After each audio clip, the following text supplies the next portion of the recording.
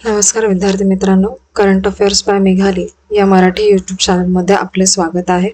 इथे आपण daily current अफेअर्सचे important 12 questions पाहतो, जे की आपल्याला आपल्या MPSCच्या सर्व परीक्षांमध्ये, महाराष्ट्र शासनाच्या सर्व सरळ सेवा परीक्षांसाठी आणि सर्व केंद्रीय परीक्षांसाठी हे क्वेश्चन्स तुम्हाला उपयोगी पडणार आहेत. त्यामुळे चॅनलवरती जर तुम्ही प्रथम आले असाल तर चॅनलला सबस्क्राईब करा. जास्तीत जास्त मुलांपर्यंत हा चॅनल शेअर करा, जेणेकरून सगळ्यांना याचा उपयोग होईल. आणि जर माझे प्रयत्न तुम्हाला आवडत असतील तर चॅनलला लाईक जरूर करा, जेणेकरून मलाही तुमच्यासाठी जास्तीत जास्त काम करायला एक मोटिवेशन मिळेल. तर आपण आज पाहूया 26 डिसेंबर 2025च्या चालू घडामोडी. प्रश्न क्रमांक पहिला, GST घोटाळ्याच्या तपासात संशयितांचा माग काढण्यासाठी खालीलपैकी कोणत्या डिजिटल डेटाचा वापर करण्यात आला? तर त्याचं योग्य उत्तर आहे, डायरेक्ट मी उत्तर सांगते आज तुम्हाला. त्याचं योग्य उत्तर आहे, इतर जे पॉईंट्स आहेत ते तुम्ही बघून घ्या. तर त्याचं योग्य उत्तर आहे बी.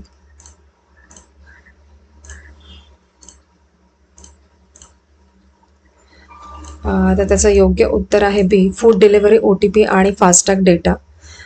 रवींद्र सोनी या ज्या 1000 कोटी ब्ल्यूचिप ग्रुप गुंतवणूक घोटाळ्याचा मास्टर माइंड याला पोलिसांनी कशाच्या मदतीने अटक केले? तर फूड डिलिव्हरी ऑर्डरचा जो काही डेटा होता त्याच्यावरून याला पकडण्यात आले.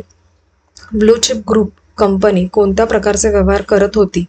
तर ती फॉरेक्स आणि कमोडिटी ट्रेडिंग चे व्यवहार करत होती. फास्टॅग डेटा पोलीस तपासासाठी उपयुक्त करण्याचे मुख्य कारण काय? तर वाहनांच्या हालचाली आणि प्रवास मार्ग शोधणे. आणि हा जो डेटा आहे ना, हा कुठल्या कंपनीचा मिळवला? तर ती झोमॅटो कंपनी आहे. आता इथे पॉईंट्स वाढले होते म्हणून मी कंपनीचं नाव इथे मेन्शन नाही केलं, पण झोमॅटो कंपनीकडून तो डेटा घेण्यात आलेला आहे, हे पण तुम्ही लक्षात ठेवू शकता. प्रश्न क्रमांक 2, शांती बिल अंतर्गत अणुऊर्जा प्रकल्पावरती दहशतवादी हल्ल्यामुळे होणाऱ्या नुकसानीची जबाबदारी कोणावरती टाकण्यात आलेली आहे? तर त्याचे ऑप्शन आहेत: ए प्रकल्प चालक, बी विमा कंपन्या, सी संबंधित पुरवठादार आणि डी केंद्र सरकार.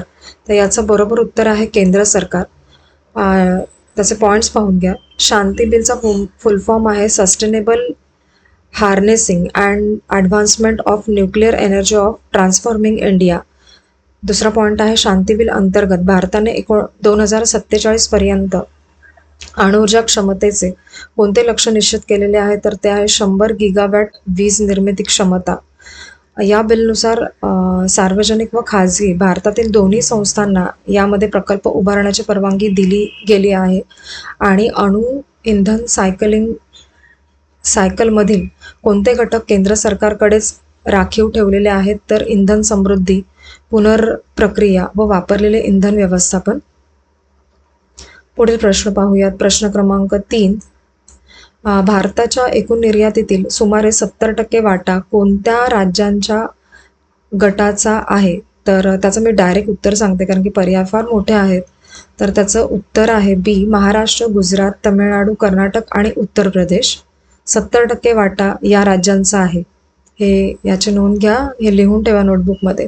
भारताच्या निर्यात भौगोलिक एकवटणूक म्हणजे एक्सपोर्ट कॉन्सन्ट्रेशन मोजण्यासाठी कोणता निर्देशांक वापरला जातो? तर HHI असे शॉर्ट फॉर्म येतील आणि इंग्लिशमध्ये नावं येतील एक्झाममध्ये. तर हार्फिडाल हार्शमन एकाग्रता निर्देशांक. जागतिक वस्तू व्यापार वाढ ही 0.5 ते 3% दरम्यान मंदावली आहे. आणि ॲन्युअल सर्वे ऑफ इंडस्ट्रीज 2022-23 नुसार भारतातील औद्योगिक विकासाबाबत योग्य काय आहे? तर भांडवल गुंतवणूक रोजगार वाढीपेक्षा वेगाने वाढत आहे.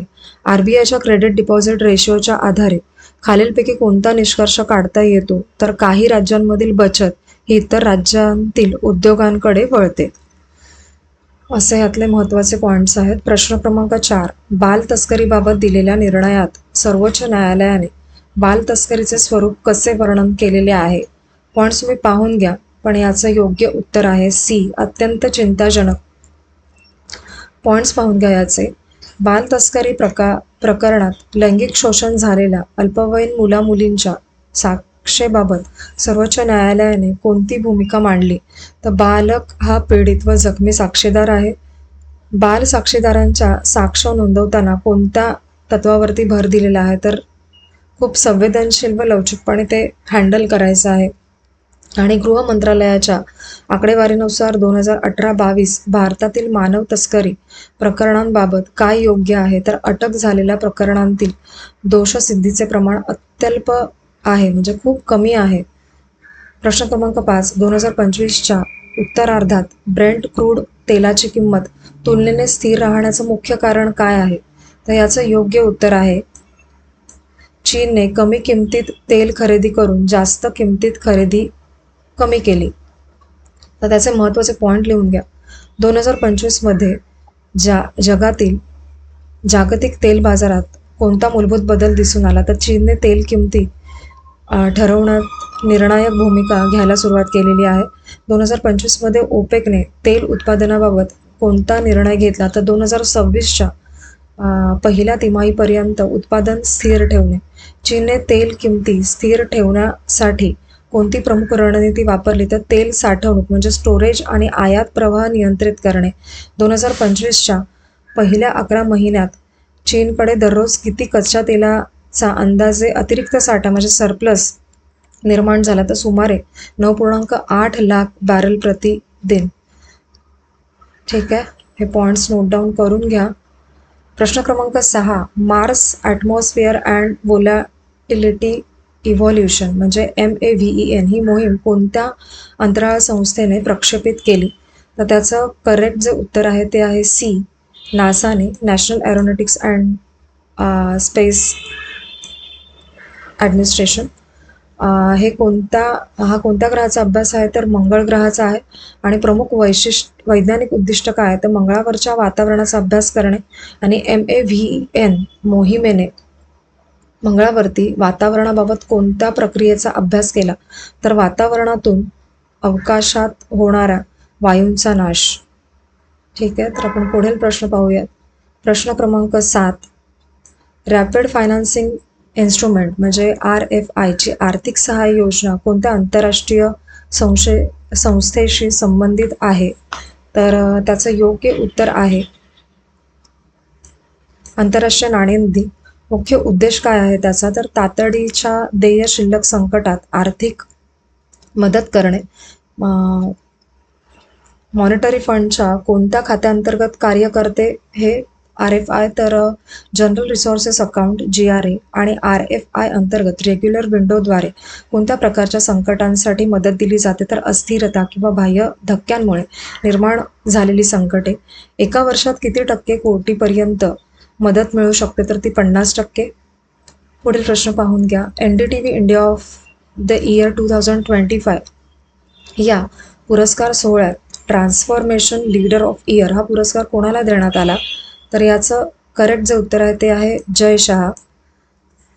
त्याचे पॉईंट्स तुम्ही नोट डाऊन करून घ्या. जय शहा कोणत्या कालावधीत भारतीय क्रिकेट नियामक मंडळाचे म्हणजे BCCIचे सचिव म्हणून कार्यरत होते? तर ते आहे 2019 ते 2024. यांच्या कार्यकाळातील कोणत्या सुधारणा निर्णय पुरुष आणि महिला क्रिकेटपटूंमधील वेतनातील असमानता दूर करण्यासाठी संबंधित आहे? तर वेतन समता म्हणजे पे पॅरिटी लागू केली.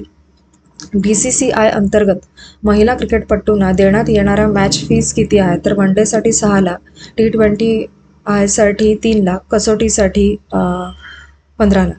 IPL मीडिया हक्कांबाबत कोणते महत्त्वाची धोरणात्मक पायरी उचलण्यात आली? तर प्रसारण आणि डिजिटल हक्कांचे विभाजन करण्यात आले. पुढील प्रश्न क्रमांक 9, भारतीय तटरक्षक दलाने म्हणजे इंडियन कोस्ट गार्ड अलीकडेच कोणते पहिले प्रदूषण नियंत्रक जहाज म्हणजे पोल्युशन कोस्टल वेसल आपल्या ताफ्यात सामील केली?